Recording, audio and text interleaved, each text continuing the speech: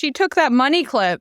Clearly, he was intending the cash. No, he said, take whatever you think you're worth. Yeah, I am absolutely worth this gold money clip. Sorry, I might use it as a nipple clamp later. I don't know. I'm Melody Carlisle. And I'm Sabrina Bradley. And this is Heaving Bosoms.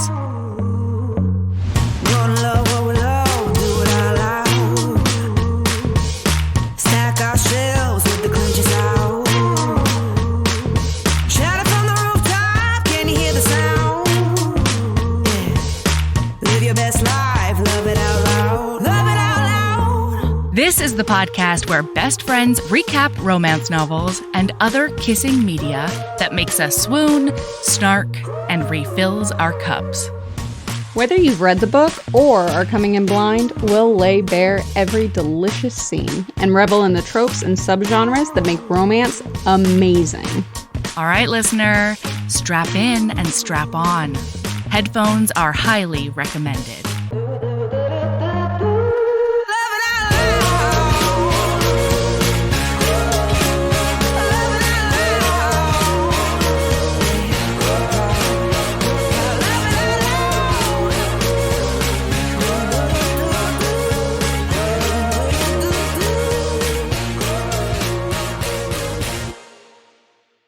Okay. Hey, Sabrina, I have a question for you. Actually, Jesus. I have a theory for you. And I don't know if this makes me a narcissist. Oh, I was going to make a joke that the theory was that we need to plan half hiatuses once a year. Yeah, we are going to start planning half hiatuses. Yeah, that's true. No, my theory. So Sabrina has been doing a lot of the social medias lately, which is incredible because it gives me the big anxiety a lot of times. But what Sabrina found out when she took over, especially Instagram, is that I have basically forgotten about my personal Instagram and I've just started following all of my interests on the Heaving Bosoms Instagram. Yeah. Yeah. Mm-hmm. And months ago, I meant to go look, but months ago, I was on one of our episode announcement videos, and I had just gone deep down the lady DIY rabbit hole on Instagram. Is that why we're getting the recommendations that we've been getting? Okay, so that's one of the reasons we've gotten the recommendations, but I have a theory for you.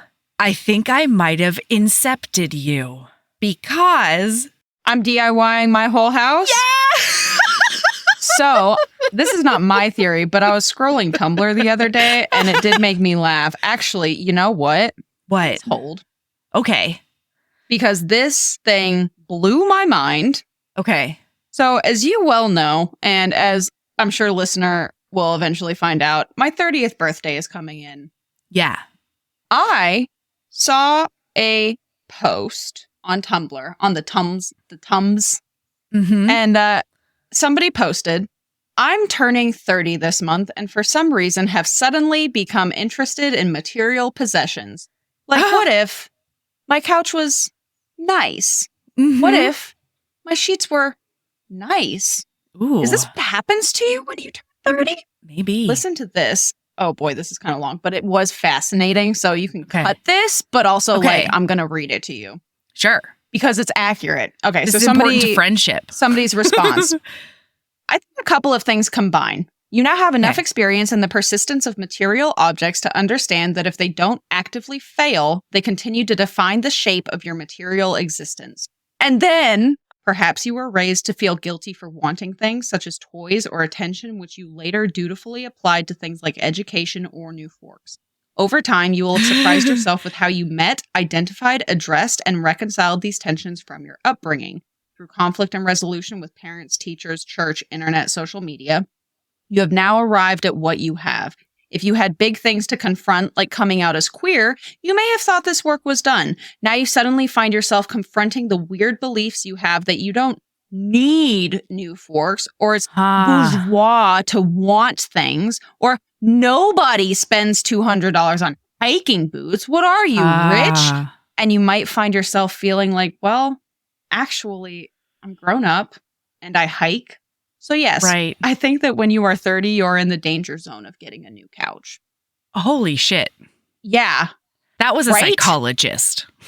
Right? No, it was probably just some fucking rando on Tumblr. But like, boy howdy, it's a chaos site, but they really nail it sometimes. Because that's exactly where I've been. As you know, I fucking just posted that goddamn TikTok of me buying a bed because I realized, oh my fucking God, I hate my bed. Yeah. And like, I think there's also like, at least for me, the idea that my comfort is worth more than a lot of other things. Yeah. Like, I don't need to be in the front row of Shakespeare in the Park if it means that I have to spend the night in the rain in a park, for 12 hours. I don't need that. Like, I can see Meryl Streep just as well from 5 rows back. Mm-hmm. I'm good. And I didn't sleep on a wet sidewalk to make it happen. You know what I mean? Such a wildly specific, hyper-specific. Mm-hmm. Yeah. Listen, Meryl Streep spat on me, and it was one of the best experiences of my life. So maybe you did. But maybe you are glad that you slept on the cold, here's the ground. thing. I'm just glad that I was 21, 22. When you did it. Yes. Because you could not drag me. You could not. It would not happen.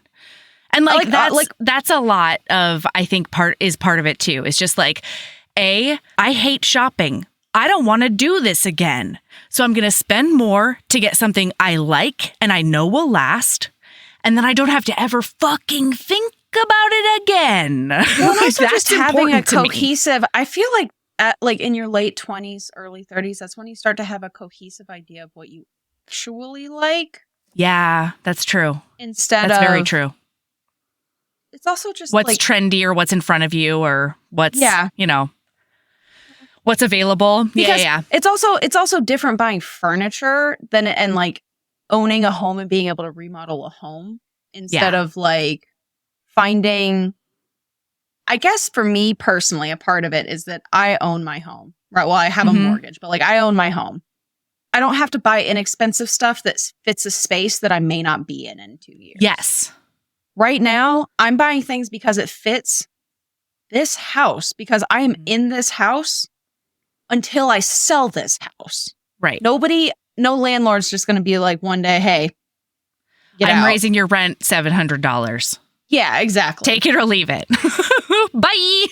It's just fascinating. It's just very interesting. And I saw that post the day, like the first night that I was laying in my new bed scrolling Tumblr. And I was like, I feel seen. Yeah, absolutely. All right. So I think it's probably a combination of natural factors, including but not limited to me incepting you via Lady DIY Instagram. Well, no kidding, because to give you context, Mel, I can't remember if I told you this, but the reason I bought my bed is because originally I did not have hot water at this point. Oh, God, Sabrina. Oh, my God. I did think to myself, I fucking hate this bathtub. I hate this shower situation. Yeah. What if I just rip it out myself and regrout it all? Retile and regrout it all. To be clear, I've never touched wet grout. No, I hear you. I don't think I've ever seen wet grout. And like, what a terrible place to decide to try those skills out than when you don't have hot water. My only bathroom. So like if I fucked up that bathroom, I'm in for a world of hurt. And then I did talk myself out of that. And I was like, well, what if I could start painting? Sabrina, bitch, my fucking Delulu friend, you don't have hot water. You can't bathe, ma'am. You can't shower. No. In warm water. You're not going to get those paint flecks out of your hair, ever. If you do it right now. So instead I did buy a bed. Yeah, that's really exciting. And now I have hot water. I will say that all of these like maximalist decorators, Heaving Bosoms follows, No, that, it's like, you. DIY. You follow. I'm just forced to come Everybody along. else is just along for the ride. Yeah. All these maximalist decorators make it look so easy to just So regrout fucking a easy. whole kitchen. You know, like, And not even necessarily maximalist decorators. Like any fucking DIY person, they're like, look what we can do. And I'm like, I can do that. My toxic trait is watching somebody do some crazy shit that I've never even touched. Never contemplated. I could do that. I can absolutely do that. Look, they just did it. I know how to do it now. The amount of times that Michael's been like, can we take one pause? Like, just real quick. Just let's talk it through before you jump into this thing. And I'm like, oh, I already have grout in the basket. By the way, of note, one of the people that you follow on our shared account did in fact give me some neat ideas. So Really? What is it? You got to start sending me them and be like, I'm going to incorporate this into I'll my start sending them. You know what would make DIY it really life. easy to you want to know what would make it really easy to send them to you? If I use my personal Instagram? If you got back on your personal Instagram. How dare you? That's what we have a WhatsApp for. I'll tell you, do you know how many people I have sent a post from Heaving Bosoms to my personal Instagram so that I could go follow them on my personal Instagram and like it? No. On my personal Instagram? No, I don't know why you would do that. You have one at Heaving Bosoms is. You know what I mean? Like, that's where I live. That's where I am. You are is a Heaving fucking Bosoms gremlin. I know. You are a messy fucking gremlin. I'm sorry, a sloppy gremlin. I'm a sloppy gremlin. Okay, listen, before we get into this, man, listener, just for the record, the chat we just had in the real world was 18 minutes long as of right this moment. And so you're going to be just blown away by the editing that happens. Okay. And some of those listeners who are going to be blown away are new people who have joined our Patreon. And we're going to shout them out. Oh. Hey. Yes. Hey, y'all. Big, giant welcome to Ariel C. and Lingo P. To Laura M. and Ashley P. Sarah B. and Wheezy Reads. I'm so glad I got that one. Abby O. and Lion N. Paula and Christy A. Jessica P.S. and Jessica P. Amelia R.C. and Kara M. Welcome, Thank everyone, you. Hello. to the Heaving Bosoms Patreon. And thank you, seriously, thank you for supporting us. I know that there are like 11 billion creators that you could be supporting. And the fact that you have chosen us as one of those people, it means a metric fuck ton. Yeah. So, hey, welcome. I hope you have a great time. I hope you love either coming to the watch parties or watching the watch parties back. Oh, and the Discord. Join the Discord. It's hot in there. Okay, so this week, we're doing something different. Speaking of Patreon. Yeah, listener, we love you. Hey. We had big listener. plans. We had big thoughts. We had big feelings. And then we are releasing one of our Patreon episodes from a couple of months ago. Yeah. So this has allowed us to get ahead. That's exactly it. So this is behind the scenes. Y'all don't know this, but when we first started recording together, we were like 3 to 4 weeks ahead of schedule. Right. And it was a beautiful place to be. Ooh, I wanted to put my butt all over it. It was wonderful because if we needed to move a recording back, if we needed to make a change, if we needed to do like literally yada, yada, it was so easy to do. And then like life happened and all of a sudden we were the week before like, fuck. Okay, we have we don't really want to record tonight, but we have no choice. Yeah, like absolutely. This is it. Yeah. So this is something that we don't do and we're not going to do often, if at all, because we really do want to keep the value that we have in the Patreon. But we thought that releasing this would be especially nice for everyone because this is a series that people really, really love. It's a series we've covered on the podcast that we did all the way through. Yeah. It's a series that we covered, like we just wanted to finish. So we covered the rest of the books on Patreon. Because that's the thing that we do on Patreon. Yeah, that's one of the things. We finish series nowadays. Yeah, if we possibly can. Man, I wish we could finish those Sinsters, but it's like 18 books. And maybe one day it'll be a reading roundup. There we go. We go. Yeah. So anyway, we had this chat a little while ago, but we hope that you love it. Here we are recapping The Master by Kresley Cole. Okay, are you ready to talk about what we're here to actually talk about? Are you ready? Okay. Melody. I don't know if I'm ready. Listener, we are doing the last 2 books in the Game Maker series. You will already listen to us discussing the horny fuckfest that was The Professional. Yeah. On the public feed. They only get hornier, ? They stay horny at the very least. I think they're...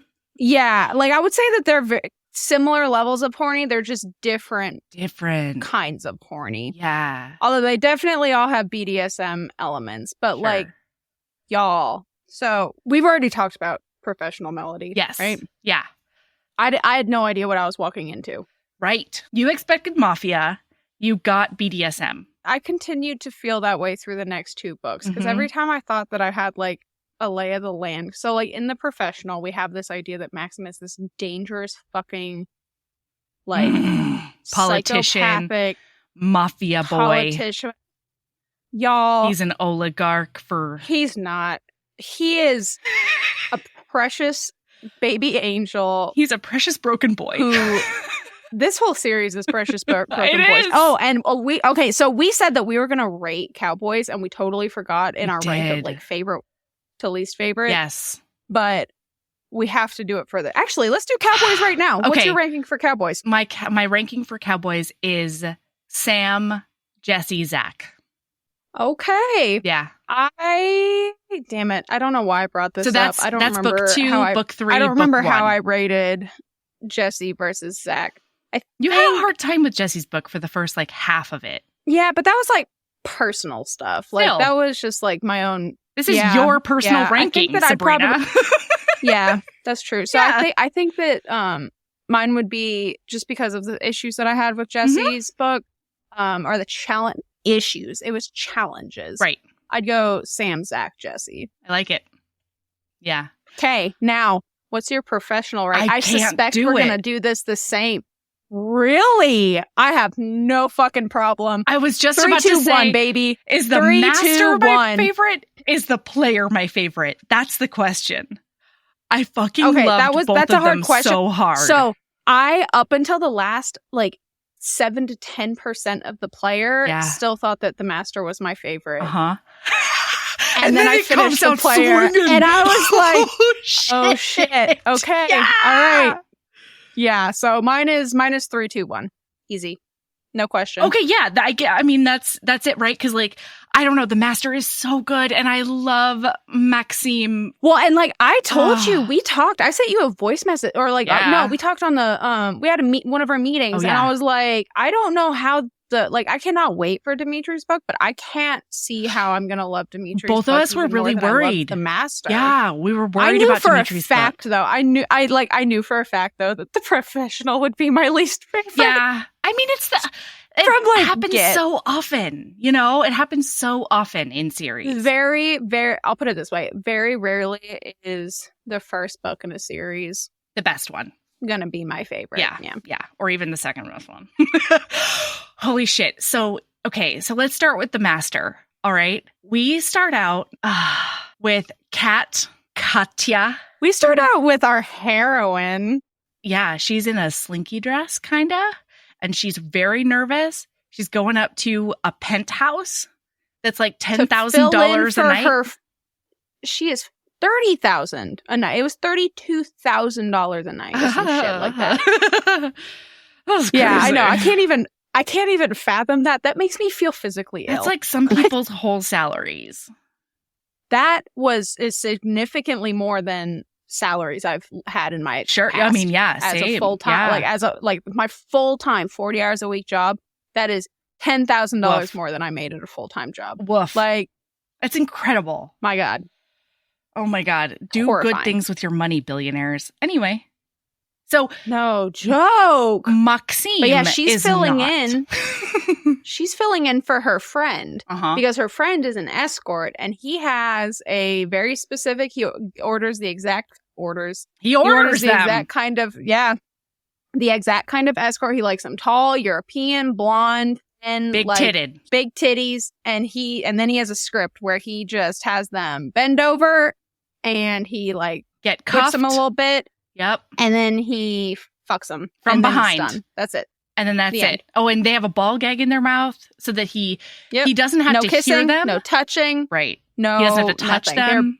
They're essentially a warm fuck doll. Truly. Yes. And he's a hobbyist. They call him a hobbyist because apparently Never the same woman twice. And he orders them every other night, no matter where he is in the world. ? That's a lot of escorts. Holy I feel like you've run ballsack. out of escorts at some point. Yeah, right? Oh my God. So his body count has to be in the thousands. I can't even begin to think about his body count. That's bananas. I mean, I'm nowhere near close his number, and off the top of my head, I couldn't tell you every person. I don't know them. I couldn't give you names. I definitely can't give you names. I can probably give you a good ballpark number. And that's only because in my early 20s, I did keep a list.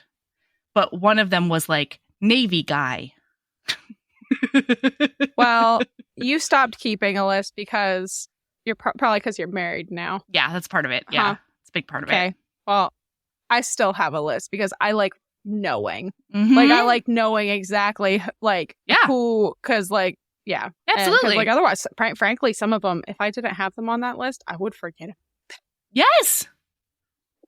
Every time I see the list to add, because I never go in there except when I'm adding somebody. Is that weird? I wonder where my list is. No, I can't remember where my list is because it was it was analog.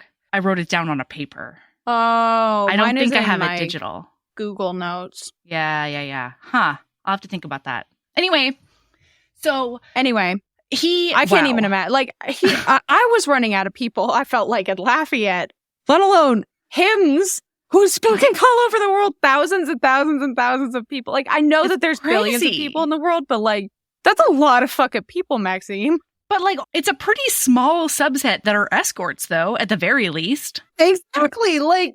I don't have the statistics for that. Totally. So anyway, so she shows up and she is short. She's 5'2". She's Latina. Her mom was Cuban and her dad was, I think, an American Cuban emissary, maybe. Is that how that worked? Anyway, so she... I don't know if it was ever explicitly stated what her dad was, other than that he was over in Cuba for American reasons. She says that there was she says at the dinner, because he was like, hey, if you're going to lie, just so you know, it was really hard for Americans to get to Cuba in that time. And she's like, well, not if your dad's the schmurgle-blurgle of Cuba. Yeah. So anyway, she's got long dark hair. She's got smaller boobs. She's got a booty on her, though. She got an ass on her. Holy wow.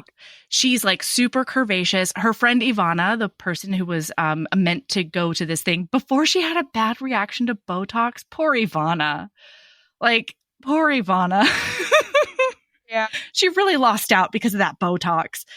Although she comes out better in the end. Well, and also, it's not like he would have, she would have been his one. Oh, absolutely. No. She would have been another escort. Yeah. But Ivana knows Katya because Katya cleans her house. Mm-hmm. And she's always being she actually, your body is amazing. Say she cleans a lot of escort houses? I don't know. I don't remember that. Yeah. Something like that. Yeah. But she's like, you've got an amazing body. You should be an escort. I make thousands of dollars in one night. And so this Jesus is the... Christ. How does one sign up? I know, right? To be an escort. I don't need to use either of my degrees. I know. I don't need... I know. I mean, here's the thing. I think that, and then I remember being a bartender and dealing with just men in public, and I don't know that it's worth it. In reality, I'm not going to end up with... We're not going to get a Sebastian. Any of these... Yeah, no, we're not. What'll end up happening is I'll end up with the man who berated me at Walgreens that's when the I one. was the ASM. I would end up with that one who was pissed that we were out of a certain kind of ice cream. Yes. And that we didn't sell beer. And I'm like, sir, this is a dry county. Nobody sells beer. And I'm not in charge of the ice cream. I don't know what to tell you. No, that's for sure who we would get. And like, I don't know if you, anyway.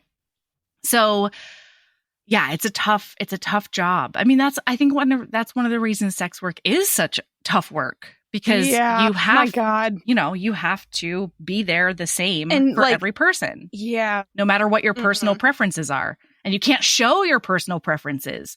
And that's one of Sebastian's main sticking points, because when she shows up, apparently her dress is like high necked, but it's got a really low back. Because she thinks he's going to take it out to, she wasn't sure if he'd want to like go out to dinner or something. Yeah. So she dressed like more modest. But like sexy hot. He did not want to, he did not want to go out to dinner. No. He was ready to go down this script. I also just realized we need to fucking cruise. We do.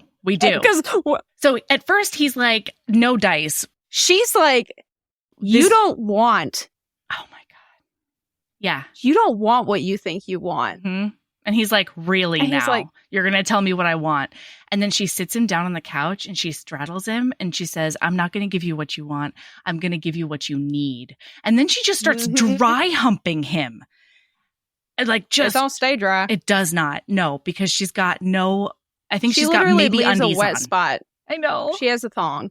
She leaves a wet spot on his pants and he does not believe her. He thinks that she is like playing him and like acting it out. Like, oh yeah, this feels so good. And like he like lifts her up right as she's about to come. And she's like, what the fuck? Yeah. And he sees the wet spot on his crotch and he's like, you're into this. And she's like, yeah, I am. Then they make out. He's not kissed anyone in forever. She doesn't know that, but like, they make out, they do all this stuff. He's talking about like what a pro she is. And he keeps on being like, this is the part where you upsell me. This is the part where you say you want to stay the whole night. Or like, this is the part that you say you can do one extra thing for $2,000 more or whatever. And she's like, no, I'm not going to do that. And she's like insulting to him sometimes. And she's just like, oh yeah, absolutely not. Like you can go ahead and flatter yourself, but no, I'm not going to do that. But like, and then like they're like stuff on the couch, and then he ends up picking her up and like taking her over to the bed and like finger banging the shit out of her. And then what? I don't remember that. I thought it was all on the couch. Oh no, they end up on the bed because he's like finger fucking her, and then he starts fucking her on the bed, like just pistoning her. Yeah, and I did have to laugh every single time that he came. Like in all three of these books, every time any of these men come, they're like, cum! Or no, they're like bellowing. They like throw their heads back and they're like, they bellow. Mm-hmm. I can't. Mm-hmm. It had me laughing every time. Well, but it's also like you're milking. But I was also laughing. You're milking my cock. You're stealing my cum before I'm ready. They're always talking about how like they're coming too fast because of these ladies. It's so funny. And then and so then it's done and he goes to shower. And she's like, okay, well, I'll stick around for a bit. Because technically he paid for 6 hours. Yeah. And so she's like, maybe he wants to go again. And then he comes out of the shower and he's like, you're still here? And she's like, nope, and she's not like, anymore. She puts her clothes on. And he's like, this is where you tell me you want to spend the whole night. And she was like, oh no, I'm good. Thank you so much. And then she something says, like, about a tip. And he's like, there's money on the dresser. Take as much as you think you're worth, or like as tonight is worth. And she there's like $2,000 in a money clip. So she takes the whole fucking thing and the money clip and just saunters her happy ass out of that room. I have a legitimate question for you because this mystified me. All right. Okay. Isn't that exactly what you would do?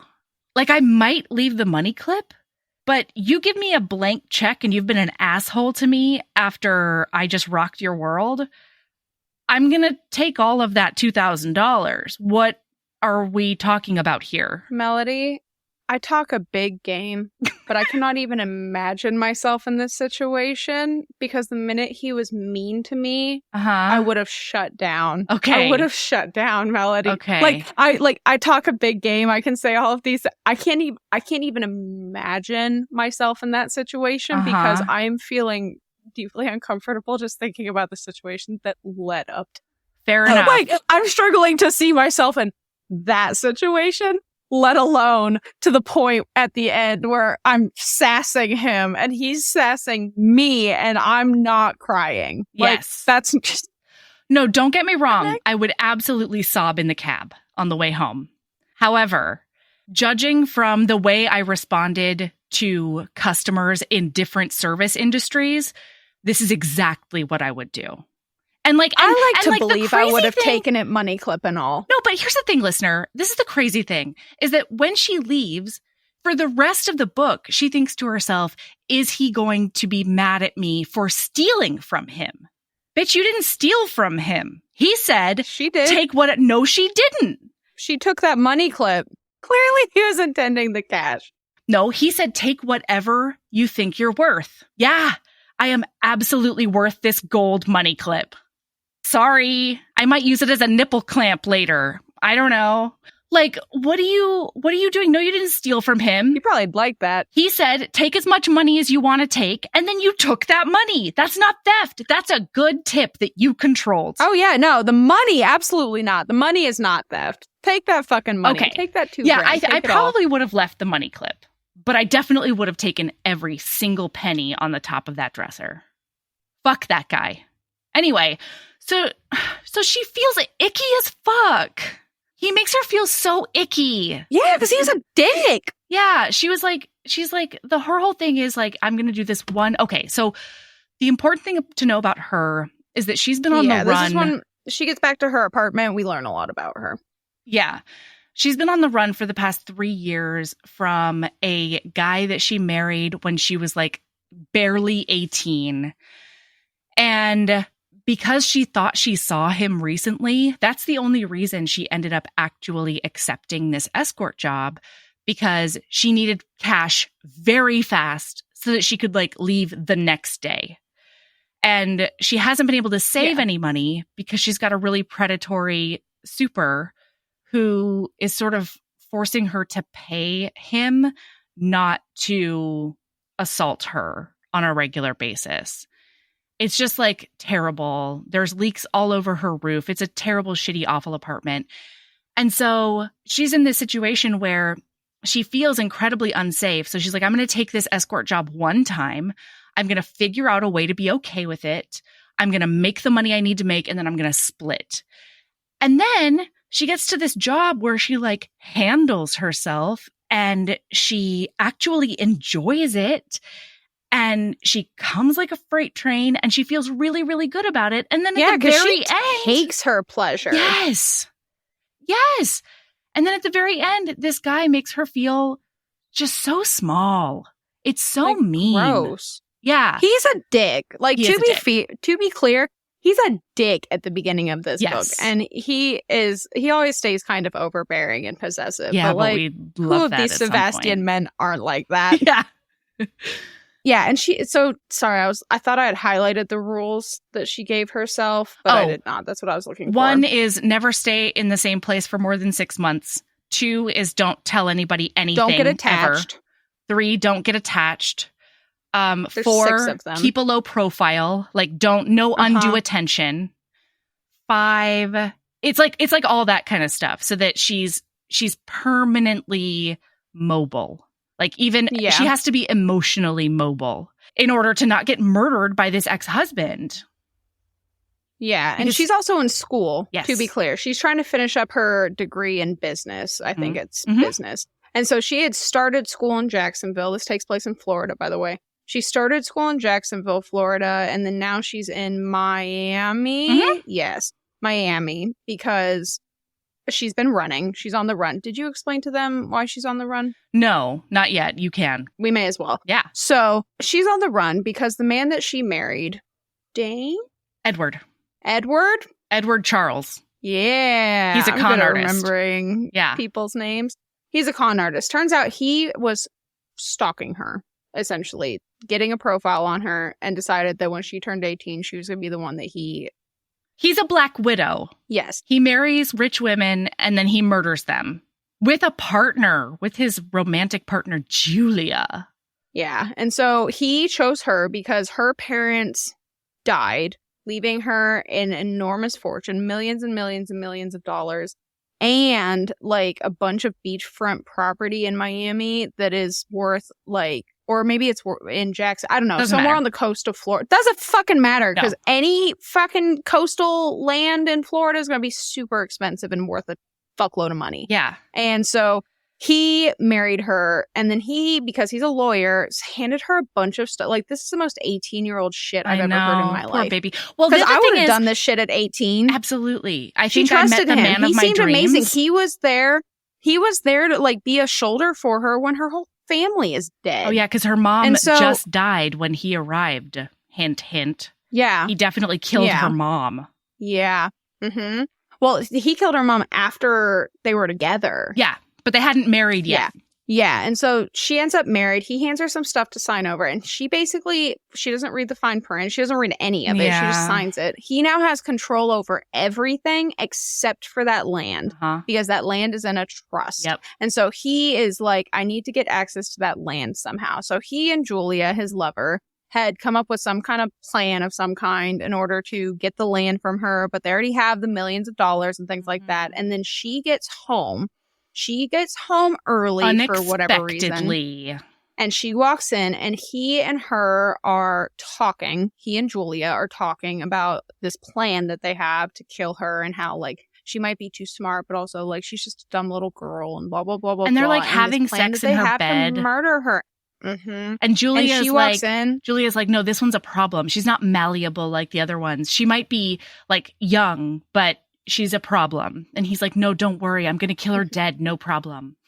And what we end up finding out is a big reason that she's on the run is because when she heard them talking in that room, she went and got her gun. Mm-hmm. And she walked into that room and was like, you both need to explain what the fuck is going on. Yeah. Edward, you have to tell me what the fuck is going on. What the shit, dude.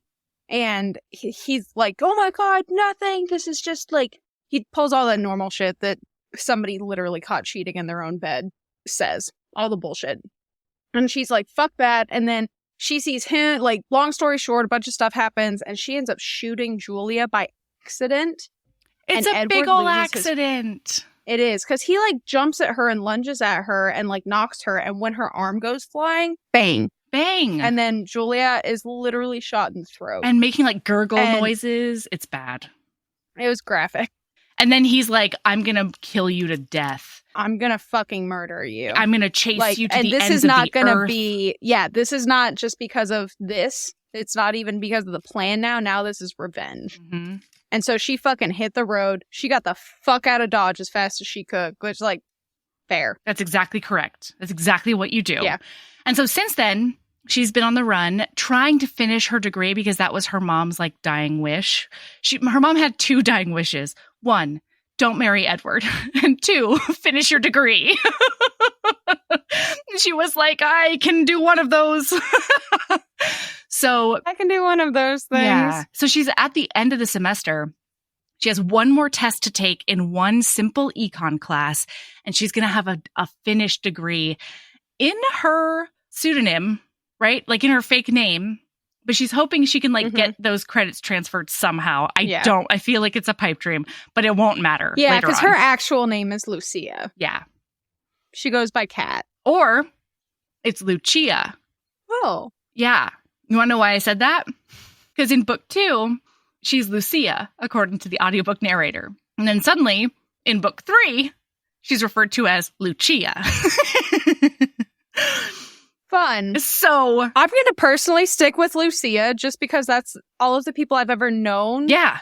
IRL who have that spelling is Lucia. Yeah. But maybe it's different for, like, Cuban pronunciation. But regardless. From different regions, yeah. So this is when, like, that now you have the backstory, and we really don't have to touch on this a whole lot now until the very, very end of this book, because now it is just, like, full-on Sebastian possessive bonkersness. Bananas! Because he tried his best. Maximilian tried his best to be like, no, I'm not going to call her, even though she's all he can think about, because she just rocked his fucking world. She gave him literally revolutionary sex, because we find out later he hasn't been able to, like, touch anyone for years. No, but, well, he's been able to touch them. They can't touch him. Yeah, but even when he touches, like, it's not... he doesn't want... that's true. A lot of it. And so he goes fully off the rails. He calls, what's that dude's name? Andrew or some shit? The Uncle guy Anthony who runs the S. That's it. Yeah. I know names. Yeah. To be fair, I have read like 8 books since I read this one. Meanwhile, to be fair, I read both of these books twice. Again. See, this is the difference between you and me. I go through like 400 books a year, but it's because I only read them once. Yeah. Yeah. And I take my notes. But yeah, anyway, Maxime calls Uncle Anthony and is like, I need that woman's information. Meanwhile, the issue is that Anthony doesn't have her information because she doesn't actually work for the agency. Because she's not an escort. So Anthony is trying to call Ivana to get information. Ivana is trying to get a hold of Lucia. Lucia is like at school cleaning houses, doing all this stuff with her phone off. By the end of the day, Maxime has paid $10,000 for her private phone number, even though she told everyone she did not want to share her private phone number. And Ivana was like, listen, I have family in the Ukraine. I took the money. We can get you a new number. And she's like, okay, fair. Yeah. So he calls her and he says, I want you at my hotel in 15 minutes. No. Oh, what? She calls him because she calls him and she's like, what's your game, Sebastian? Oh, and yeah. He's like, what do you think it is? Oh, because she thinks he's mad about the theft, the quote unquote theft. Yeah. She thinks he wants to punish her. Clearly, this man who's paying, literally, he's there for 7 days. He's staying someplace where it's going to cost him upwards of $250,000 to stay there for one fucking week. Oh my God, it makes me nauseous. He's gonna be mad about the money clip. Like, anyway. And like, if it was like a family heirloom or something, maybe, but like, not if you actually know his family. So for sure. He's like, I'll get here in 15 minutes. And she's like, no, that's not going to work. I can be there at 9 tonight or something like that. At the earliest. She gives him a really hard time up until then. She's like, no, that's not how it works. You should have booked me when I was there. But instead, you were a rude asshole. Uh-huh. And so he's like, okay. Get down here at 9. Wear something sexy. Oh, and so the first time he has her, he pays $5,000, right? Yeah. So she ends up making $7,000 for that first night. Mm-hmm. This time she shows up, and you're right. He says, wear something sexy. And so Ivana hooks her up. Because it's a little bit too big on Ivana, and it fucking fits Kat like a goddamn dream. Mm-hmm. Like, oh my God. Like, her booty is almost hanging out. She is... It's delicious. Fun as hell. And then, she shows up and he is agog. Like, jaw on the floor. Mm-hmm.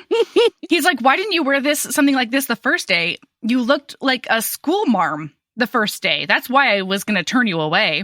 And she's like, okay, Russo. Okay. So he pulls her inside and he's like, I imagine that you're going to charge me $5,000. And she's like, late booking fee is 10. And then she's like, fuck, I should have gone higher, because he just hands her $10,000 without comment. He was like, yep, there you go. God damn it. To be hot, you know? Oh, so then they start like kind of like getting intimate, and then her tummy grumbles and he's like, oh no. And so he's like, we're going to order. Oh no, he takes her down to the restaurant at the hotel to eat. And so while they're down there, like, he starts, like, probing her for information. And she's like, no, I'm not going to tell you anything. He's like, about what herself. if I paid you $1,000 for a thought? Like, for a thing, anything. Like, tell me literally anything. And she's like, no, that's my hard limit. No. I'm not going to tell you anything. And then he's like, well, don't you want to know about me? Because Vasily thinks you might be some sort of spy, either a government or a corporate one. And she's like, or like a political one or something. And she's like, no, I really don't want to know anything about La Mafia Russa, she says. I don't want anything to do with that. So no. And he's like, what the fuck? What's happening right now? And she says, I just, if we're going to do this, then I just want to spend time with you. What you want to share with me, you can. But otherwise, I'm not going to ask you to share when I won't share. And he's having a very hard time with this. And she keeps on like subtly negging him, but it's all like truthful negging. She's like, no, you were an asshole to me. And like, you're hot, but being around you kind of sucks, Yeah. And he's just like, you are a singular creature. Like he likes this. Oh, he says that so much. He loves it. He loves nobody's ever told him no. Yeah. Nobody's ever like pushed back. No, not at all. So since he's been an adult anyway. Yeah. So they go back upstairs and he's like, I'm booking you for the rest of the night officially. Oh, because down at the restaurant, she goes to use the restroom. Sure. That also happens. Well, she goes to use the restroom, and on her way back, a bunch of businessmen try and give her their cards, but she's not an escort. And so she's like, I'm not taking these cards. And she doesn't take them. He sees it, and he's like, he's possessive and upsetty Betty, and she's like, shut the fuck. Basically, like, she's like, shut the fuck up. This actually didn't track for me, because since he's so possessive, to me, it seems like he would see her literally throw up her arms saying, no, thank you, but no, and walking back to him. I think that should make him happy. But instead, he's like, you should not be trolling for new clients when you're on a date with me. And it's like, she obviously wasn't. I don't know that she was throwing up her hand. Like, it could have just looked like they were having a conversation. No, it says that she throws up her hands and she's like, no, thank you so much. It's like an obvious no. As far as he's concerned, it could be that she just walking across the restaurant. They said no. Well, like, she went to them. They said no. And then she was like, oh, that's not what I meant. Like, I didn't mean to, like, imply that you're looking for company or, like, something like that. Like, there's so many different ways. Well, for the record, she doesn't go up to anyone. They very clearly she doesn't. Come it's to just her. Walking past. Yeah. Walking past the bar. Anyway, this is all whatever. It doesn't fucking matter. But what he says to her at that little dinner is, you said that it was my loss when I didn't want you to spend the rest of the night, like the night we were together. What would we have done? And she goes on this whole thing where she's like, well, we would have had some more champagne or like some drinks, and then we would have gone out on the terrace, and then I would have stripped down naked, and I would dive into the pool, and like, and watching me dive would change your life. Watching me, which it dive does, naked, to be clear. Yeah. At some point, she dives into the pool, and he's just like, when she comes back up, he's like looking at her like, whoa, yeah. And she's like, then we would like maybe wrestle, and then you would tickle me, and then we would like have more sex. I would like ride you on a deck chair and stuff. And he's like very into it. So he takes her up to the room, gives her some champagne, and then they proceed to do all of those things while he's still trying to get to know her. All fucking night. So much champagne, so much fucking. So this is gonna. So she wakes up in the morning. Hungover as fuck. Like, I need to puke bile hungover. So she's shocked to wake up there in the first place. And then they have like a nice sort of morning.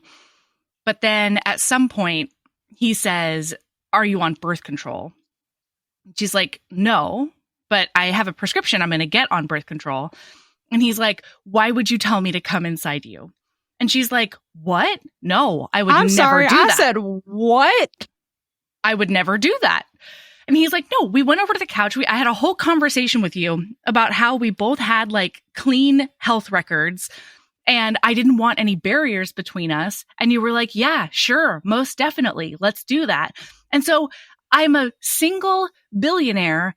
You happen to be at your most fertile time of the month, and you tricked me into coming in you like no less than half a dozen times, which like, he's like 32.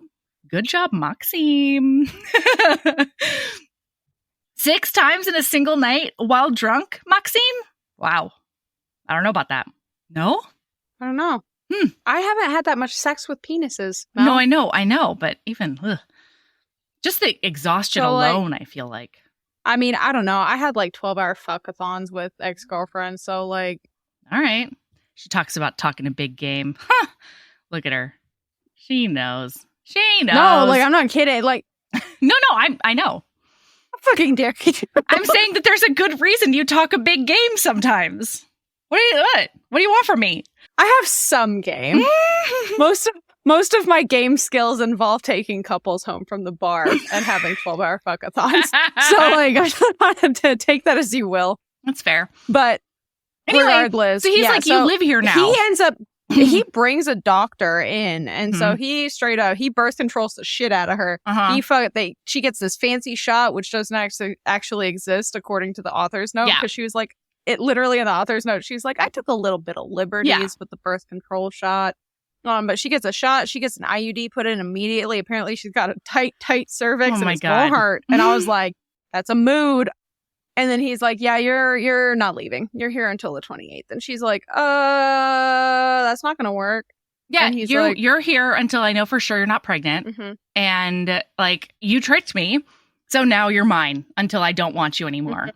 Yeah, and you're not gonna have any access to the outside world. So that's what happens. And at first she's really, really mad, but then she gets horny. And he's like, there are 2 rules in my presence. 1, you don't like, are they the same rule? Is 1, you don't come without me, and the other one's don't touch yourself? You'll follow 2 rules when you're with me. You do not lie, and you do not touch yourself unless I've commanded you to for my entertainment. Yeah. So she's like, fuck that and fuck you. I'm going to go touch myself right now. Bye. And he walks in being like, absolutely not. If you have these urges, you come to me. And then he brought her hand to his mouth to suck her middle and forefinger between his lips. And then he goes down for like a champion because this is the first time he's ever gone down on somebody. Because he says it. He's like, I've never given a shit about if a woman enjoys it. I'm using them. And I actually give it, like, for the first time in my life, I care about you having a good time. Nuts! And she has a good time. And then they have some hot sex, and then he gets up and heads out, and then he walks back in with a chastity belt. Because he's like, you're not allowed to touch yourself. And so he does. He puts it on her before he leaves. And he takes the key and puts it around his neck. And then he goes to work. He goes to meetings. He tries to go to work, but then he's back 2 hours later. And he's like, I couldn't stop thinking. And like, he opens the door. She runs across the room and like throws her legs around him. Launches herself on him. They just mount each other. Oh my God. And then they have some fucking hot sex. And like, this just, oh my God. And she can't, because of the IUD, she cannot have penetrative sex for a minute. Yeah. So don't they do anal? No. No, that's not until the wedding. So what they do now is he puts her in the chastity belt, and then that night he's like, okay, go to sleep. And she's like trying to like hump the bed. She's so horny, but she can't like get any, friction or anything. And so then in the morning, she wakes him up by like licking his dick and his balls or something like that. And because he says, like, you can only get the chastity belt off if you convince me to take it off. And she's like, okay, slurp-a-derp. And then he takes it off and he goes, okay, ride me. And she goes to hop on his dick. And he's like, no, I cannot be inside you until later. I love a face sit, man. I love a face sit. I love a face sit. Like every time it happens in a book, I'm just like ecstatic. Like that is one thing, like all 3 of these books, there's like sexy stuff in there that I just do not see often enough in other books. And it just, oh God, I just love a face sit. So she sits on his face and he loves it. So then he tries to go to work again and she gets really fucking pissed and she's fucking bored. So she just starts ordering. She also has no clothes. She has nothing there. She only has like the hotel toothbrush or whatever. So she starts like ordering shit, clothing, all of it. Then she orders so much drinks stuff for the entire hotel that day. She orders a treadmill. She orders like everything her heart desires. And she has started ticking off on the mirror with a Sharpie how many days she's there. Like, she's in fucking prison. She's been kidnapped. Yeah, it was great. Yeah. And like they start this happens throughout the book, but they're like writing each other notes back and forth like after like the fifth day They're hot. of her being there. And it's just so hot. So he has these like people over because they are trying to woo him to join their business prospect stuff. And so they're there and she walks into the fucking because he tells her, stay hidden. Don't come out. And she's just like walking around in just her little thong and bathing suit and stuff. And then she goes in and puts on her like running gear to get on her brand new treadmill. I'm sorry. That just like blew my mind. And then she goes out and she's like, oh, I'm so sorry, boys. Oh, I'm just so dumb. By the way, she's not wearing her chastity belt. No. And so she's like, all of them can't stop looking at her. And like all of them are like, so, like, you gonna share Sebastian? Or, like... There was some grossness. And he's like, absolutely not. And she, to end this, though, she, like, leans down and bites his ear. And she's like, have fun in your stodgy meeting and know that once I've logged my miles, I'm going to finger myself furiously. And then she stands up, smiles at everybody, and then just, like, saunters. Boys. So, she gets off the treadmill. She's in the shower. And he is at the door being like, you did not follow the rules. And she's like, but I thought you were in meetings. And he's like, no, as soon as I heard your treadmill turn off, I called the meeting and I told them we had to reschedule. So here I am. And then they do one of the sexiest, most possessive shower fucks I've ever read in a book. It's so hot. It was good. Yeah. I don't remember what about it was so possessive. It was just him talking to her. Yeah. Like, he was like, this pussy's mine. Pussy. You're mine. You belong to me now. I wasn't sure. Remember Sorry. it. I'll be honest. The shower scene in the third book completely wiped this shower scene from my memory. Yeah, that makes sense. That's fair. But yeah, after the shower, after they fuck, he takes her back into the bedroom and then they do some more fucking kind of stuff. But he's like, I am going to whip you because you need a punishment. Yeah. And she's like, you don't get to do that. Like, you don't get to abuse me. And he's like, it's not abuse. Abuse is one way with the intent to hurt. What I do with you is shared pleasure and is a two-way interaction. I'll be assessing your response as usual. And so he's been like keeping an eye on like her eyes dilating and her heart rate. When he holds her wrists, he keeps like one finger on her pulse and like checking like the flush of her skin. So he's like checking her bodily reactions to all of these things. And like him talking about all of that was so fucking hot. Such a competence boner. Like it's such a competence boner. But also like here's one issue I had with this. It's the same issue I have with him just with like the first book? Being with him just being a natural kind of linguist, you know? Yeah. He spent his entire adult life. What he does like isn't really BDSM, right? Because even though the people are consenting, like they're not really. There's a weird power dynamic. There's a bunch of shit. He doesn't care if they get off or not. He doesn't care if they're into it.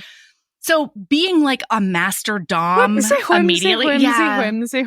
You're right. I just whimsied right past that. I did too, for the record, but I did want to say it out loud. Yeah. So he does some spanks on her. Oh, and at one point he is like, well, I don't remember exactly what it is. Literally all I have highlighted though, and I know why I highlighted this because it touched me, and also like later in the book, it's gonna hurt me. Is he says, if I lick your flesh, will I taste the sun? Because she's been all tanned. She's been sunning all day.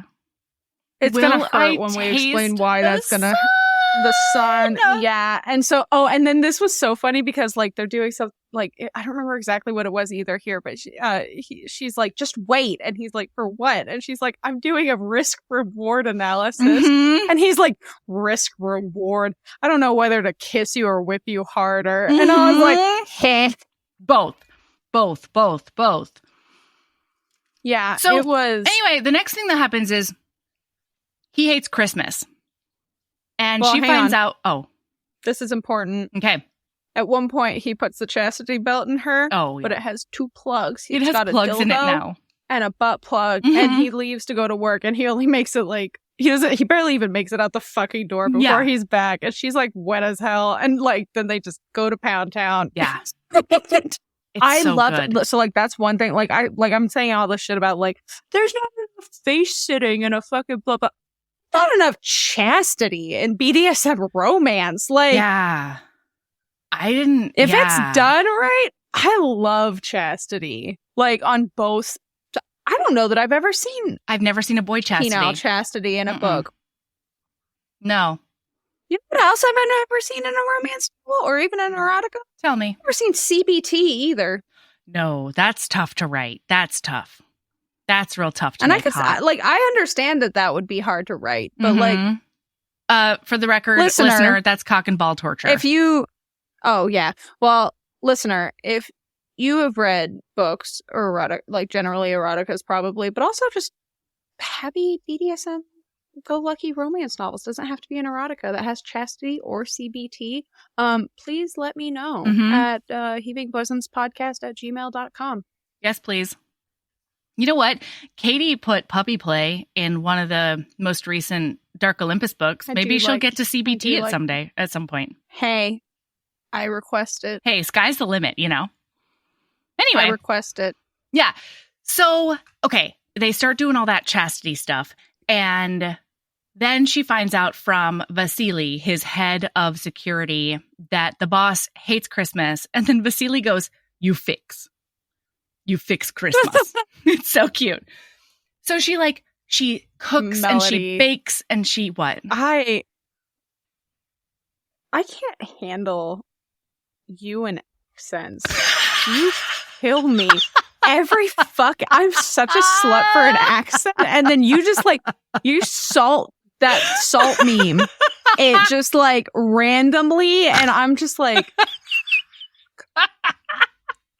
every time. It's happened a couple of times when you do fucking Cass you start talking and I'm like, shit. I'm not gonna I was lie to you. expecting it's it. One of I my was favorite expecting things to it. do. But then I was not expecting the Vasily one. I was just living my best life and then you made it better, but worse. Anyway. So yeah, she cooks for everybody and it's so cute. What? One thing that's very important is he is convinced she has a lover. Yes. And that's why she can't stay with him. And he is so fucking jealous. He's obsessed with it. Convinced. Yeah. And he is this ends up being a thing in the book where you find out that so she got a phone smuggled into her and she's talking to her friend Ivana on the phone about stuff. And he has the whole apartment bugged. And so he can hear everything. And so she never tells Ivana anything directly because obviously don't tell people anything, don't trust anybody, et cetera, et cetera. Yeah. But she says enough to Ivana that he gets the gist that there is somebody. But he thinks it's a lover and not her ex-husband or current husband. Trying to murder her, yeah. Who's trying to murder her. Yeah, what she says to Ivana says, well, are you involved with someone? And she goes, well, in a way. Because he's right. He keeps on saying every time you get that far off look, I know you're thinking about another man. And he thinks it's in a sexy, longing way. And she's like, yeah, I mean, I am. But I'm thinking about how terrified I am that this man is going to find me and kill me to death. So, yeah, she tells Ivana, I'm sort of involved with someone, but she doesn't say, but not romantically. So that's going to come back. So he is throughout this entire book, he is convinced that she has somebody and he is outrageously jealous. But Christmas was super cute because she told him a story about a red scarf and that comes back. And she opens up a little bit about stuff that probably won't. Because she's terrified of sharing anything because he thinks she's 26, but at the very least he knows she's in her 20s. And so she's he can search, Cuban 20s, only child, 6-year-old, only child. So she's trying not to give him anything that he can find with her stuff online. But on Christmas, Maxime is fucked up. He's a surly bear. And he starts talking, though, at one point, and he's like, Alexander has changed for her for the better. Mm-hmm. I didn't think it was possible for men our age to change. What do you think? It's your job to know men. And it's like, one, it's not her job. For sure not. Because he doesn't believe her that she's not an escort either. Yeah. He fully believes that she's an escort. And that's part of the reason he doesn't want her to leave the penthouse, the hotel, is because he assumes that she's going out to meet other Johns. And he refuses to believe that he is her first client. Mm-hmm. He's like, you fucked too well to be anything but a pro. This book was like whiplash compared to the first book, where like Roman wouldn't say anything, wouldn't tell anything. And then Maximilian's like, here are all of my deepest traumas. Because he fucking, in this 1 week, he tells her everything. Yeah. She knows all about his past and like all of this and stuff. We find out later it's because he's trying to win her. Like we find out later he has heard that conversation, and his whole strategy is, I will just treat her incredibly and I will woo her away from whatever man this is. So their week is coming up. Yeah. We're coming up on the end of the 28th. Wait. And he's going to... Wait, real quick. So sorry. The segue into this, because the 28th is coming up, but after Christmas, she fixes Christmas. There's a wedding. Yeah. So Alex is getting married to Natalie, and he has to go to Nebraska for the wedding. He's leaving on the 28th, and that's always been their like done date. But then a couple of days before, he gifts her a laptop, and he says, I have a bunch of business proposals and like real estate proposals that I want to look at. And I want you to tell me like your take on which ones. So they spend all day being business and economy nerds together. And she's just like, oh my gosh, this is the best. I get to like do work. She does this whole thing. He loves the way she thinks. She really wants him to like go after this shithole. He gets a competency boner. He does. Yeah. And then she reads his proposal, like his notes and everything, his breakdown. And she's like, oh my God, his brain is so hot. Like, I don't know what to do with myself.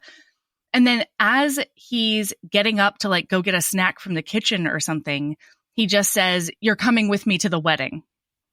And she's like, what? No, I super am not. And he's like, no, you absolutely are. And don't worry. I expect a rigorous negotiation for like price. And she's like, okay, this is all weird. And then she's like, no, I'm absolutely not doing that. And then he does your safe word is... Yeah, forced orgasms. And your safe word is, yes, I'll go to the wedding. I'm not stopping until you say you're going to the wedding with me, Sabrina. This was fucked up. This is so fucked up and problematic. Yeah. And it was also hot as hell. No, it was hot. It was so hot. Yeah. Yeah, it was so real great. He duct tapes but also terrible. It was terrible, patron. It was bad. It was bad, so hot. He duct tapes a Hitachi magic wand to her thigh up like on her clit, and like he won't let her up until she says, yeah, I'm going to go to the wedding with you. And so eventually she does. And then she has to move the test she was going to take to like another like New Year's Eve. 31st. Yeah. And they're going to the wedding now. So that's hot. The wedding's amazing. They fuck on the plane on the way there. One last thing. In this entire thing, he's saying, like, she's like, what do you want from me? And he says, everything. And I'll have it out of you. 31 years of misery is lifted. I'm owed you. And she, like, they're going back and forth. And he's like, tell me you're mine. And she's like, I won't tell you that. I won't do. And he's like, why not? Just tell me. And she says, when this ends, I want to be left in one piece. Because as far as she's aware and as far as she's concerned, once they have an end date, once this is over, it's over. And she has already started to fall in love with him. Yeah. Like, she is not looking forward to the heartbreak that is inevitable, essentially. And he hasn't... And he says, your heart in one piece, too fucking late. Might as well enjoy the fall. And I was like, Maxime, that's not reassuring. Like, aren't you supposed to reassure her at that point? You need to give her some words, my friend. Yeah, you need to tell her that you want to date her and stop joking about how much it's going to cost you to do extra shit with her. You know, like it's your job as the client to change this relationship from business to personal, or at least float the idea, you know? Mm-hmm. Meanwhile, she's finding out about his past and now thinking like, oh shit, he could maybe be like a partner and like a teammate and somebody who could help me. I could trust. And get help with Edward. Help protect me from Edward. Help defeat Edward. And so she's really grappling with that. They go to this wedding and he is in full boyfriend mode. He is introducing her as his woman. By the way, the reason that I mentioned the red scarf thing earlier is he got her some clothes and stuff for Nebraska because it's winter. Mm-hmm. And he got her a red scarf. Mm-hmm. Because it was something she really wanted as a kid. And her mom was like, you're doing this out of pride. Well, her Give me that scarf. grandma made her one. Yeah. Oh, God. It was just super cute. And it just gave me the fuzzies. Yeah. So he's introducing her as his woman. He's like getting really jealous when farmers look at her. They're just Iowa people. Nebraskan farmers. Oh, yeah. They're Nebraskan. Sorry. And he will only refer to them as farmers. He takes her riding. He fucks her in a covered bridge. You know, like, this is fucking romance, okay? Well, at this point, we see something from Maxime's point of view when Alex, well, not from his, I guess it would have been from, see it. No, how would this we're never worked? In his Well, point of so view. What I have highlighted was, Alex mentions it to Maxime in front of her. Yeah. And he says, I've never seen you happy. And Maxime says, happy? I suppose I am. And that's when my heart dropped out of my asshole. I know. Because I was like, it's about to be bad. It's going to be terrible. Yeah. Also, he's calling her Solnishka, which is like my son, my personal son. Yes. And we find out at this place, like, she finally asks about his past. And he's like, oh my God, finally, like, you're finally interested in me. And that's so exciting. This is all I've wanted for the whole time we've been together. And so so big trigger. I know. Big trigger warnings for child abuse and stuff. Warning. Real bad. Sexual, mental, physical, all the bullshit. Emotional, all of the abuses. Terrible. When Alex killed their dad and then split, they got that guardian. The guardian was a pedophilic pedophile, went after and was grooming Dimitri, the 7-year-old, I think. And Maxime was like, I'm pretty sure there's something weird happening. But poor Dimitri had been groomed hard. And so was like, no, nothing weird is happening at all. Not only that, Orlov, their guardian, told Dimitri that if he tells Maxime anything, he will kill Maxime. Yeah. So obviously he's not going to say anything. And then Christmas, Maxime goes to put presents in He goes to do the sweetest big brother thing I've ever heard in my life. Set up toys on Dimitri's floor. And Dimitri is not in bed, and he ends up finding Dimitri in Orlov's room. And Orlov loses his mind and locks him in a basement for 6 months. A Russian winter basement. Cellar, even. He doesn't see light for 6 months. Oh my God, he calls her Solnishka. And he also tells Alex she makes things brighter. Oh my God, kill me fucking dead.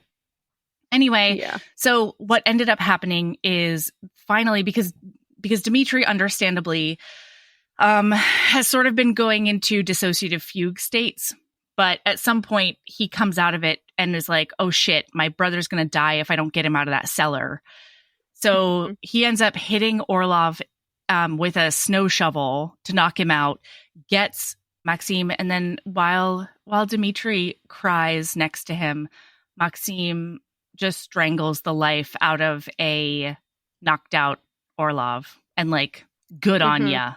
Yeah. And then they put him out in the woods somewhere. In the woods. He was never found. And they just say he's disappeared. He did a big drunken hike in the snow. So back in current times, yeah, this is when shit starts to hit the fan because he makes it very clear to her that she's it for him. By saying things like, at one point, she's like, oh yeah, a hobbyist like you would know. And he says, a former hobbyist. And then she catches the bouquet. She catches the bouquet. He ends up catching the garter. And when he goes to put the garter on her, she tenses. He says, do you think fate is telling us something? And she goes, ugh, because she's married. Like, the reason she does this is because if they were to have this conversation, she would have to tell him, I need to get a big divorce before we could think about doing anything. And like, also, you would need to know my legal name, which you don't. And like, he knows he doesn't. So and that's the thing is he knows she's hiding stuff from him. He knows it. He just doesn't know what it is. Or why. And she's also like, he's never had a relationship. He's never had like all of these things. And she's like, how can he possibly be ready to commit the way that he's saying that he is? Which, like, fair. Yes. That's fair. I would have the same question. It's fair for all these boys. But so then they get back. And as soon as that happens, he's like cold. He spends the whole plane ride on the phone. She keeps on being like, what's going on? And he's like, I've got a lot on my mind, that's all. She's like, well, that really doesn't seem true, but okay. And then finally, when they get back, because she fell asleep on the plane, and he was extra pissy then, they get back, she asks him what was wrong, and he says, who's Edward? Because she had a dream that Edward killed Maxime. And it really freaked her out. And so she was basically in her dream saying, Edward, no. But it sounded like she was just moaning another man's name. And he freaks out on her. Pissed. He's like, this was my plan. Yeah. I knew about the phone. I knew about all the things. I was going to win you. And then every one of your sphincters clenched when I asked you about maybe marrying. Like, so here's what you can do. Let's go to the courthouse right now. And you can prove that you're not with somebody by marrying me. And she's like, no, that's bananas. Like, no matter what the situation is, that's bananas. And then finally, she just has enough. Legally, I can't do that. She doesn't say that to him, but like, even if she wanted to. Yeah, I don't want to be brought up on felony bigamy charges. And then finally, she's just like, you know what? Fuck this. Because from the very beginning, you have not given me the benefit of the doubt ever.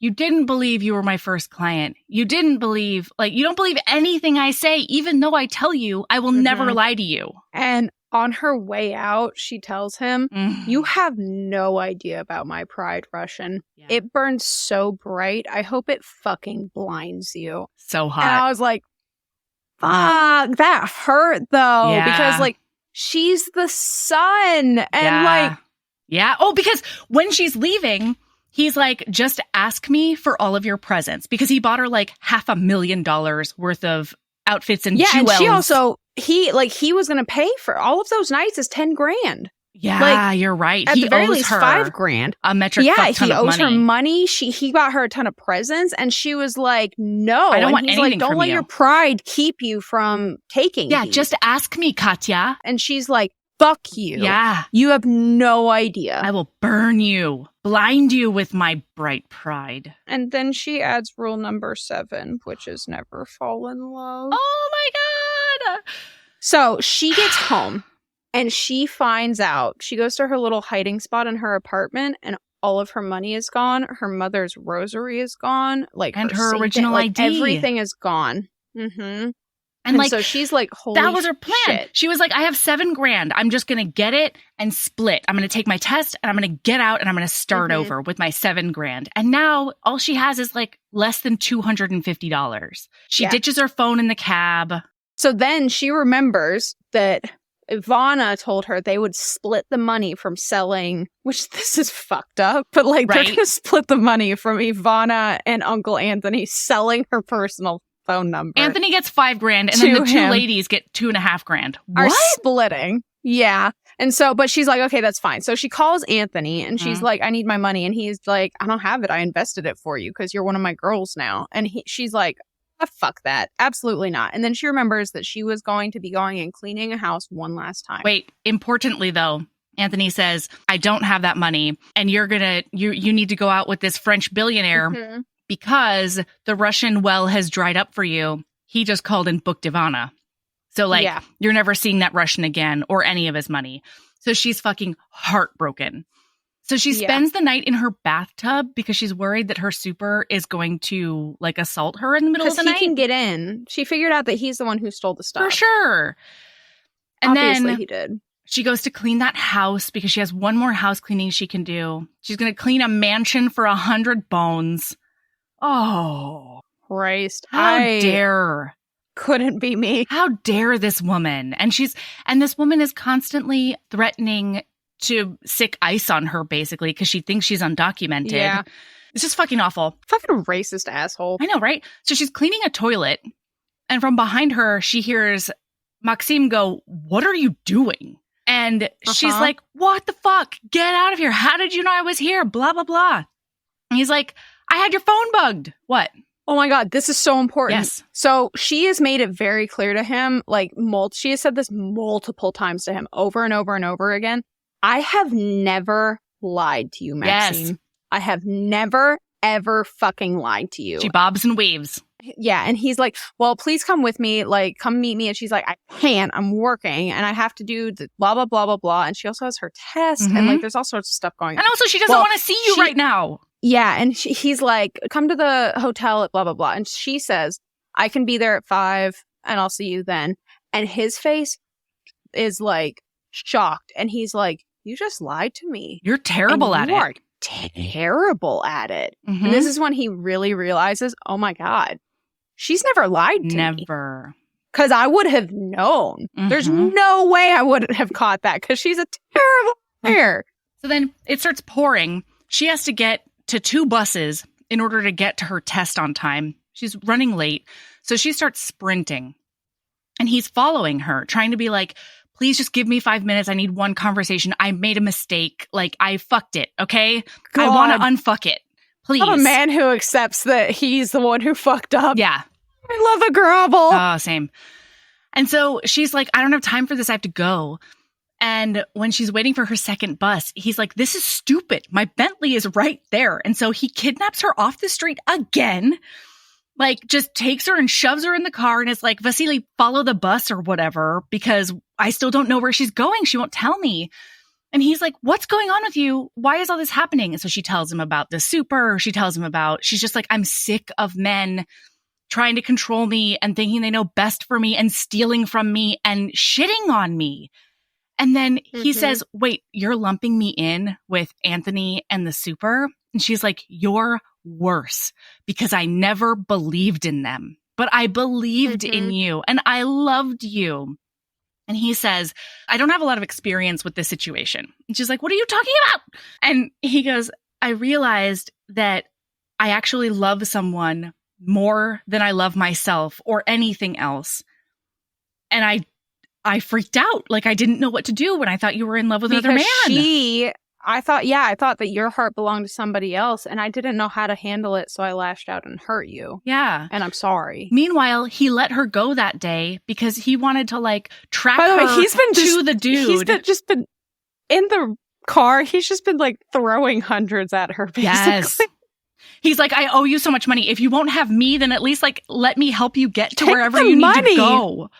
And she's like, fuck that and fuck you. I don't want anything from you. And apparently his plan was to like figure out where Edward was by following her and then offering him $1 billion to like to give her to him, which like, Maxime, that's not how that works. You sweet, sweet billionaire idiot. But anyway, and then like he's been in her apartment. And so he's like, what is happening? What the fuck is this? And also, you would rather be there than with me? And she's like, yeah. I would. Can you wrap your head around that? Like, that's how badly you fucked up. I would rather lay in my bathroom hoping I don't get assaulted than ask you for anything. Oh, God, my heart. Oh, my heart.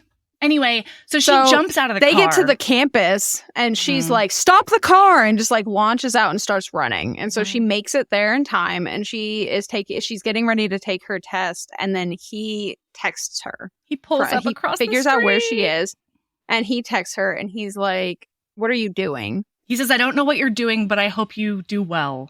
And she's like, you broke my heart yesterday. And he says, let me mend it. Let me mend it. Oh. So then she takes her test and she goes up, and her professor is like, grades it for her. She gets an A. When she gets all of her credits together, she's going to graduate summa cum laude, and she's going to have a 4.0. Like, I know how that feels. Like, so like, not to brag. Please. This is about to sound like a brag. But like, I graduated with both of my degrees summa cum laude. Mm-hmm. And like, that feeling of getting that last class, like getting last test back and going, because one test will fuck it up. It'll drop you down. And still 3.9. That's still what is it? Magna? When you're above magna cum laude. Like, oh man, like it's still good. But like knowing that you were so close, and this is her last, I got so many feelings. And it's her she mom's got that dying wish. I know, like, oh God, like, so good. But then the professor says, hey, a weird strung out looking dude wanted to know if you were at school. And I lied to him and I told him you'd be here in the spring. I hope that's okay. And she's like, oh my God, thank you for doing that. And she's like, Edward was here. My spidey senses were correct. So she calls Maxime and she says, I need you. She says, Russo, I need help. And he says, anything. We will work it out together. Anything. And then on the way, she sees him across the quad. She's walking to him while on the phone. And then she does get stabbed in the chest by a husband. Edward. Yeah. Yep. And he's like, I'll butcher Edward you. Edward stabs the hell out of her. And he sees Maxime coming, Maxime and Vasily, and he's like, don't come any closer. And Maxime says, fuck that. So even though Edward has a gun trained on his head, Maxime comes storming forward to get her. She stabs Edward with the knife that he dropped to grab the gun. His shot goes wild, shoots Maxime in the shoulder, and then bang, bang, Vasily shoots the shit out of Edward, and Edward is bye-bye. Edward's alive enough to get put in the trunk alive, though. So, yes, that's nice. True. That's true. That's nice. So now they're in the car heading to the hospital, and this was one of the best written scenes ever. Like, he's being like, no, stay with me, like, talk to me. And at one point she tells him like the whole story in like, broken sentences. Maxime. She goes, I finished college today. I got my degree today, Maxime. And he says, congratulations, little love. We'll celebrate when you're better. Yeah. And like, they're finally figuring everything out. He's like, oh my God, you were leaving. You were going to take this is when it dawns on him that like, you were taking that test and you were going to get the hell out of here. I forced you to stay in Miami. And I ended up driving you into his into his murderer's arms. Yeah. At one point, she's telling him all about everything that happened. And she goes, couldn't tell anyone, wore a muzzle. Glad to have it off. Like, I'm so glad I get to tell you everything now. And then she tells him, I love you so much.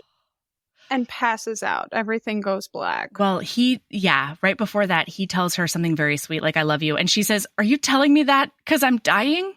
And he's like, no, no. And this is also where he says, did you know that your name means light? Yeah, Lucia means light. Uh-huh. Oh, God. Yeah. And then she wakes up in the hospital and it's happy ever after. She's decide fine now. They're going to be together. Turns out what happened, instead of just making the body disappear, Edward ran into some problems in Atlantic City. Did I say Atlanta City? You did. I meant Atlantic. Anyway, and so that way his body was found, which means she's now a widow. He wanted to make sure she was a widow. He buys her a house and she says, do you think it's big enough for you to join me and the dog? And he's like, yeah. And she goes, do you want to share it with us? And he's like, OMG, yes. So they're together forever now. And then this was so funny but the strangest thing had happened. Shadwell had disappeared. That's the super. Never to be seen again. I'd asked Vasily if he knew anything about this. The man had said, alligator accident? Alligator accident is so funny to me. Hilarious. He's like, yeah. That wasn't me. Yeah. Okay. And now book 2 starts at their 4-year anniversary. Wait, one last. What? Tell me everything. He said, he's like, I'm going to propose to you. And she's like, I'm not ready for that quite yet. And he's like, okay, then I'm going to propose to you once a week until you're ready. So he asks her the day before she walks across the stage for graduation. And when she's walking across the stage, right before she walks across the stage, she takes off something she had covering her cap, and it just says yes, yes, yes across the top of it, and that's how she accepts his proposal. Oh my God, this book was so dreamy. This book was so dreamy, and it was wonderful. And then we get into book 2. No, book 3. Or book 3. Wow, the master was so good. And unfortunately, patron, we're gonna have to get back with you for the player, because we just dragon called this puppy. We did. Or what was it? Yeah, Dragon's Captive. We Dragon's Captive it. We just Dragon's Listen, we loved book. I don't know what to tell everyone. Yeah. Which, I was not expecting to love it as much as I did. This was so good. And is the player better? Probably. I don't know. Yes, it is. We've already told them our rankings. I know. This was delightful. I really loved reliving this, though, because, my God, I fucking loved the master. And, I didn't think anything could top it until I read the player. And, the player blew my ever-loving mind. You Muppet messaged me about it. You Muppet voice messaged me about it. I try not to message you because I want it to be live I do the same thing. But, sometimes you and I just break the rules, man. We can't. We break all the rules sometimes. Rebels. Okay, bye!